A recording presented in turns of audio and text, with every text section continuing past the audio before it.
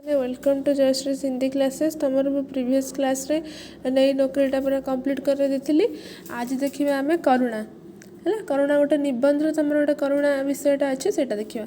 Are लेखक होते आचार्य रामचंद्र शुक्ल। आचार्य रामचंद्र शुक्ल का जन्म उत्तर प्रदेश में हुआ। वे गर्ग गोत्री ब्राह्मण परिवार में जन्मे। आरंभ में ही उन्होंने अंग्रेजी उर्दू फारसी तीनों भाषाओं का अध्ययन किया था। उन्होंने लंदन मिशन स्कूल में पढ़ा था। ये सब किसी ना सहज अच्छे तुम पढ़ीदेव आर किसी लेखक मान से किसी लिखी जहाँ सब से निबंध लिखी से गुड़िक मन रखिए जमी उत्साह श्रद्धा भक्ति करुणा कविता क्या है भारतेंदु हरिश्चंद्र तुलसी का भक्ति मार्ग मानस की धर्मभूमि आदि ये सब मन रखिए। करुणा करुणा विषय करुणा माने कौन करुणा माने हूँ अन्य कहार दुख देखिए आम मन में जो दया बा कृपा भाव सृष्टि हुए साको आम करुणा बोली कहूँ। तो देखिए हमें जब बच्चे को संबंध ज्ञान कुछ कुछ होने लगता है तभी दुख से उसकी भेद की नींव पड़ जाती है जिसे हम करुणा कहते हैं। तो छोट पिलार किसी संबंध ज्ञान हवा लगे माने तार संपर्क बढ़िया को लगे से चिन्ह पारे समस्त जानीपे हेतु ता मन में करुणा भाव सृष्टि हुए। बच्चा पहले परखता है कि जैसे हम हैं वैसे ही एल और प्राणी भी है और बिना किसी विवेचन क्रम के स्वाभाविक प्रवृत्ति द्वारा वह अपने अनुभव का आरोप दूसरे प्राणियों पर करता है। जितेबाला से फास्ट परखे जे मुझे एम सेमती मत जमी दुख होमती होपर से कौन करे धीरे धीरे करुणा भाव को समस्त देखाए। फिर कार्य कारण संबंध से अभ्यस्त होने पर दूसरों के दुख के कारण या कार्य को देखकर उनके दुख का अनुमान करता है और स्वयं एक प्रकार का दुख अनुभव करता है। जितेबाला से अन्य लोगों का दुख देखे से निजे भी दुख अनुभव करे। प्राय देखा जाता है कि जब माँ झूठ मूठ करके रोने लगती है तब कोई कोई बच्चे भी रो पड़ते हैं। बेले बेले देखा जाए यदि गोटे माँ गोटे छोट पिला आगे मिछरे कांदार बाहाना एक्टिंग करे तो पिलाटे भी कांदी पड़े कहीं से धीरे धीरे संबंध ज्ञान विषय में मन में करुणा भाव सृष्टि हुए। इसी प्रकार जब उसके किसी भी भाई या बहन को कोई मारने उठता है तब वे कुछ चंचल होते हैं तबले तो भाई भौणी की किए मारिया को आसती सी भी टिके टिके रिएक्ट करती है। ये सब हूँ कौन ना करुणा। दुख की श्रेणी में प्रवृत्त के विचार से करुणा का उल्टा क्रोध है। ये गोटे सर्ट क्वेश्चन करुणार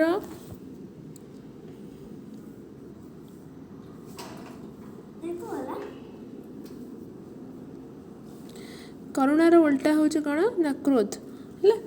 क्रोध किसी के प्रति उत्पन्न होता है उसकी हानि की चेष्टा की जाती है। क्रोध हमको जहाँ प्रति उत्पन्न हुए जहाँ प्रति हमको राग आसे तार आमको कौन करने की इच्छा हुए तार आमको हानि पहुँचाने को चेष्टा हुए तार आमको क्षति करने चेष्टा हुए। करुणा जिसके प्रति उत्पन्न होती है उसकी भलाई का उद्योग किया जाता है। जहाँ पाई आम मन में दया भाव सृष्टि हुए कृपा भाव सृष्टि हुए तार आमर कौन इच्छा आम मन तापाई भल भावना आसे तार आमको भल करने कि आम चेष्टा करूँ। किसी पर प्रसन्न होकर ही लोग उसकी भलाई करते हैं। इसी प्रकार पात्र की भलाई की उत्तेजना दुख और आनंद दोनों की श्रेणियों में रखी गई है। जो आम क्या खुशी हो तापाई आमर मन में करुणा आसे आते कहार दुख कहार दुख देखिए भी आम मन में करुणा आसे। तो करुणा दुई भाग में आमको दुई प्रकार देखा जाए।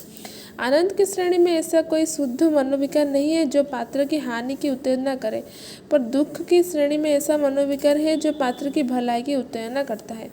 तो जड़े लोक भलरे थाए आमको ता प्रति कौन दया करी माने तार दुख देखा जाए ना तापर दया आम करूना किंतु तो अन्यर दुख आम देखू हेतबले आम तार भलाई करने तार प्रति करुणा भाव देखा चेष्टा करूँ।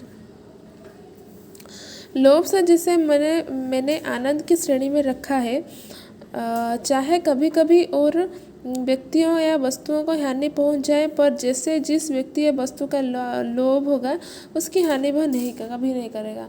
जो जिनस पर आमर लोभ थाए आम तार केबे भी हानि करूना। तमें निजे भाव जो जिनस आमर लोभ थाए आम सब बड़े जत्न रखू ताकू आम सब बड़े तार केयर नौ है। जमती कि लोभी मोहम्मद ने सोमनाथ को तोड़ा पर भीतर से जो जवाहरात निकले उसको खूब संभाल कर रखा। मोहम्मद कौन कले ना मोहम्मद जानते तुम से सोमनाथ मंदिर लुंठन करते किंतु से जहाँ भी मंदिर जहाँ भी धन बाहर ताकू से कौन कले संभाल के रखिले। नूरजहाँ के रूप के लोभी जहांगीर ने शेर अफगान को मरवाया पर नूरजहाँ को बड़े चैन से रखा। नूरजहाँ को किए जहांगीर विवाह करते तो जहांगीर कौन कले शेर अफगान तांको नूरजहाँଙ୍କର प्रथम स्वामी कि भाई एमती किसी तांको मारी किंतु नूरजहाँ को आनिकी से बहुत संभालिकी रखिते पर नूरजहाँ को बड़े चैन से रखा है। ऊपर कहा जा चुका है कि मनुष्य जो ही समाज में प्रवेश करता है उसके सुख और दुख का बहुत सा अंश दूसरे की क्रिया अवस्था पर अविलंबित हो जाता है और उसके मनोविकार के प्रभाव तथा जीवन के विस्तार के लिए अधिक क्षेत्र हो जाता है। जितेबाला मनुष्य संसार प्रवेश करे जितेबाला सी कौन करे ना तार दुख सुख अन्यर अवस्था व अन्यर व्यवहार उपर निर्भर करें। बहुत दूसरों के दुख से दुखी और दूसरों के सुख से सुखी होने लगता है। से अन्य मान दुखर दुखी अन्य मान सुखर सुखी होगा लगे। अब देखना यह है कि दूसरों के सुख से सुखी देखना यह है कि दूसरों के दुख से दुखी होने का नियम जितना व्यापक है क्या उतना ही दूसरों के सुख से सुखी होने का भी है। आमको भी देखियार अच्छे अन्य मानकर दुख देखिकी जी आम दुखी होचु अन्य मान सुख देखिकी आम हेतिकी सुखी होचु कि मैं समझता हूँ नहीं आम जाचु कि नुह कारण आम दुख देखले दुखी हो किंतु खुशी देखले आम कहार खुशी हो नहीं। हम अज्ञात कुलशील मनुष्य के दुख को देखकर भी दुखी होते हैं। किसी दुखी मनुष्य को सामने देख हम अपना दुखी होने तब तक के लिए बंद नहीं रखते जब तक कि यह न मालूम हो जाए या कि वह कौन है, कहाँ रहता है और कैसा है। यह और बात है कि यह जानकर के जिसे पीड़ा पहुंच रही है उसने कोई भारी अपराध अत्याचार किया है हमारी दया दूर या कम हो जाए। आम जो अन्य दुख देखी दुखी हो आम जब से पर्यंत दुखी हो जेपर्यंत आम जान न था सी तार दुख से कौन पे दुखरे अच्छी से भल कम कर दुखरे अच्छी कि खराब कम कर दुखरे अच्छे। जदि ता संगे किसी खराब होती सी निजे भल था ताहले आम मन में दुख सेमती रहिबो किंतु आम यदि जानिबा कि से किसी खराब कम कर दुखरे अच्छी सेठू आम मन तापाई करुणा भाव पलैଯିବ। जमती कि गोटे लोक जेल रे अच्छे जो दुखरे अच्छी आम तापाई दुख अनुभव करवा किंतु तो जानिबा जे से कुछ गोटे बड़ अपराध करके जेल अच्छे से आम मन कौन हम तापाई करुणा भाव आउ आग भली रहिबो नहीं है।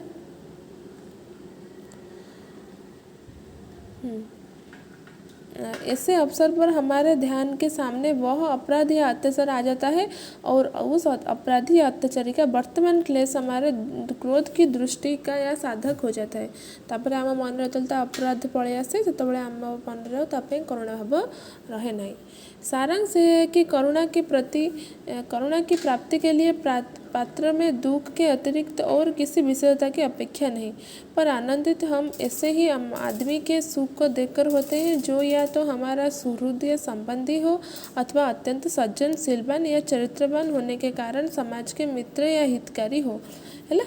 तो सारांश है कौन जो करुणा भाव हेतु सृष्टि हुए जितेबाला आम अन्यर दुख देखू आउ करुणा भाव केतବେଳେ आम सृष्टि हुए जितेबाला अन्यर आम खुशी देखू से अन्य मैंने किए जे आम निजर होता जो मानकर सुख देखिले आम सुखी हो है। कहा सुख देखिले आम सुखी हो जमी आम सुहृद संबंधी माने आम निजर संपर्कीय बाकी किसी भल लोक शीलवान या चरित्रवान कि समाज पाई किसी भल काम करती से खुश देखी आम खुशी हो। यो ही किसी अज्ञात व्यक्ति का लाभ या कल्याण सुनने से हमारे हृदय में किसी प्रकार के आनंद उदय नहीं होता।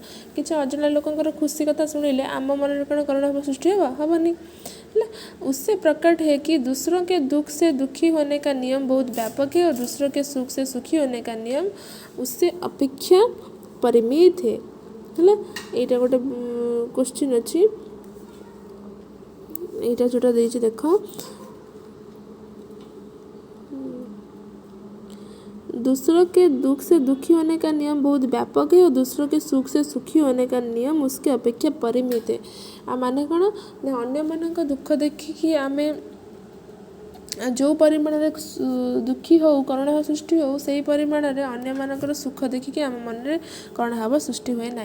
सेटा हूँ कौन अन्य मान दुख देखी दुखी हवा जो करुणा भाव सेटा हूँ व्यापक किंतु अन्य मान सुख देखिए सुख आम खुशी हवा से हूँ परिमित माने माने गोटे लिमिट रे अच्छी परिमित सेटा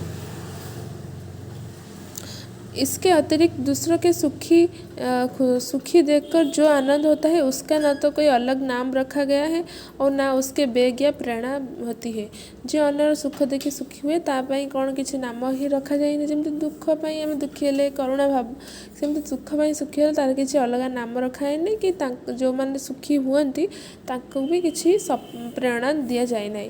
पर दूसरों के दुख के परिज्ञान से जो दुख होता है वह करुणा दया आदि नाम से पुकारा जाता है। करुणार आउ गोटे नाम भी आम ये जाणीगले।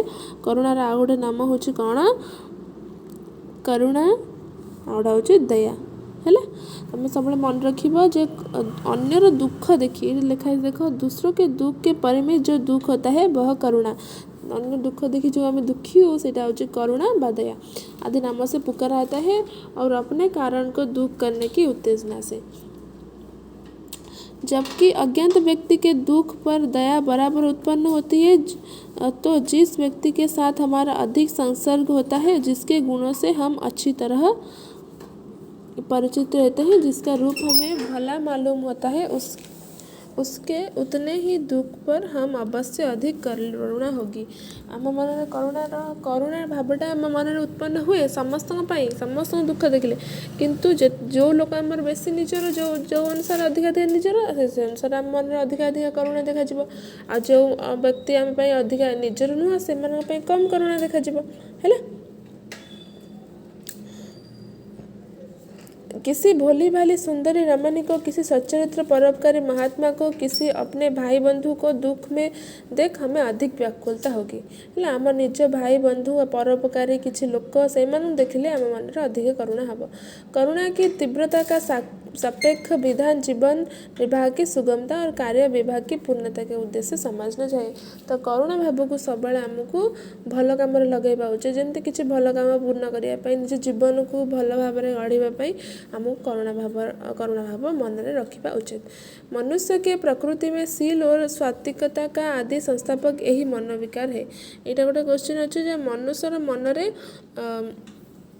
प्रकृति रे शील और सात्विकता यहाँ संस्थापन करने माने यहाँ को डेभलप करने आमको कौ गुण रखा दरकार से हूँ करुणा।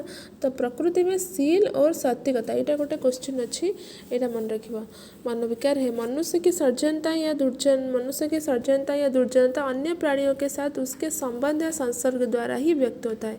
मनुष्यर अन्य प्राणी मान सागर जो संपर्क थाए से क्या द्वारा ना तार सज्जनता व दुर्जनता द्वारा ही जना पड़ता है। सज्जनता माने तार भल गुण दुर्जनता माने खराब व्यवहार जो दुर्जन।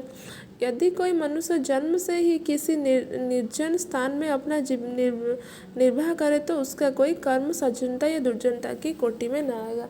यदि गोटे लोक जन्मरू ही एकुटिया गोटे जगह रोचे ता काम भल कि खराब आम जापर उसके सब कर्म निर्लिप्त होंगे ता सब कर्म किसी जना ही पड़ानी।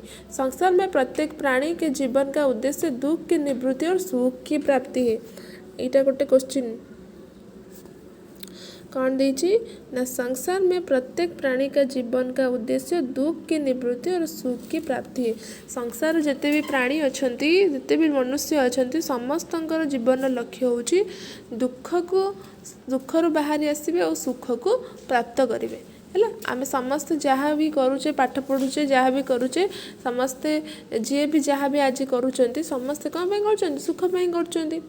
अतः सबके उद्देश्य को एक साथ जोड़ने से संसार का उद्देश्य का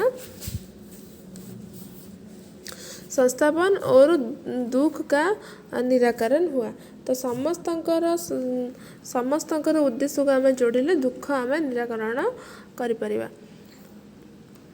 अतः जिन कर्म से संसार के इस उद्देश्य के साधन हो वे उत्तम है। जो कर्म द्वारा संसार सुख आसब सेटा हूँ भल कर्म। प्रत्येक प्राणी के लिए सबसे भिन्न प्राणी संसार है उससे भिन्न प्राणी संसार है। सबू प्राणी ताठू भिन्न प्राणी होचंती संसार। यहाँ भी गोटे क्वेश्चन अच्छी पढ़ुवा परीक्षा प्रत्येक प्राणी के लिए उससे भिन्न प्राणी डैश है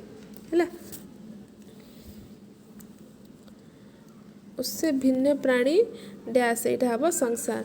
जिन कर्म से दूसरों के वास्तविक सुख का साधन और दुख की निवृत्ति हो वे शुभ और सात्विक तथा है और जिस कर्म से सु और सात्विक है और तथा जिस अर्थकारण वृत्ति से इन कर्म से प्रवृत्त हो वो सात्विक है। जो कर्म द्वारा अन्य मानकर दुख जाई सुख आसे सेटा को आमे कौन कहू ना शुभ आ सात्विक गुण बोली कहू है सात्विक बोली कहू। यहाँ भी मन रखियो। कृपा या अनुग्रह से भी दूसरों के दुख की योजना की जाती है। कृपा यहाँ मन रखियो। कृपा करुणार अन्य नाम भी कृपा। कृपा जहाँ अनुग्रह से कृपा और अनुग्रह द्वारा भी अन्य प्राणी मानकर सुख आम योजना करूँ। पर एक तो कृपा या अनुग्रह में आत्मभाव छिपा रहता है और उनकी ओर प्रेरणा से पहुँचाया जाता है ना। किंतु कृपार कौन थाए आमर आत्मभाव लुचिक रही था माने आम क्या कृपा करें आमर निजर तादेह स्वार्थ थाए तो कृपा छिपा रहता है और उसकी ओर प्रेरणा से पहुंचाया जाता है।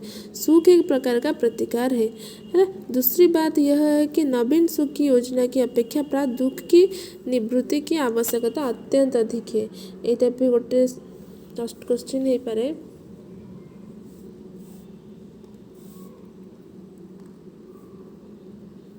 अच्छे गोटे शॉर्ट क्वेश्चन जे नवीन सुख की योजना की प्राप्ति की आवश्यकता अत्यंत अधिक है। जो नुआ सुख अपेक्षा पुराना दुख को आम यदि निराकरण करवा से अधिक फलप्रद रहिबो। दूसरों के उपस्थित दुख का अनुभव अपनी तीव्रता के कारण मनोविकारों के श्रेणी में माना आता है पर अपने भावी आचरण द्वारा दूसरों के संभाव्य दुख का ध्यान या अनुमान शील या साधारण सद्बुद्धि के अंतर्गत समझा आता है। बोलचाल की भाषा में तो शील शब्द के चित्त की कोमलता या मुरावत ही का भाव समझा आता है। जैसे उनकी आंखों में शील नहीं है, शील तोड़ना अच्छा नहीं है, दूसरों का दुख दूर करना और दूसरों के दुख न पहुंचाना, इन दोनों बातों का निर्वाह करने वाला नियम न पालने का दोषी हो सकता है पर दुखशीलता या दुर्भाव नहीं। आमर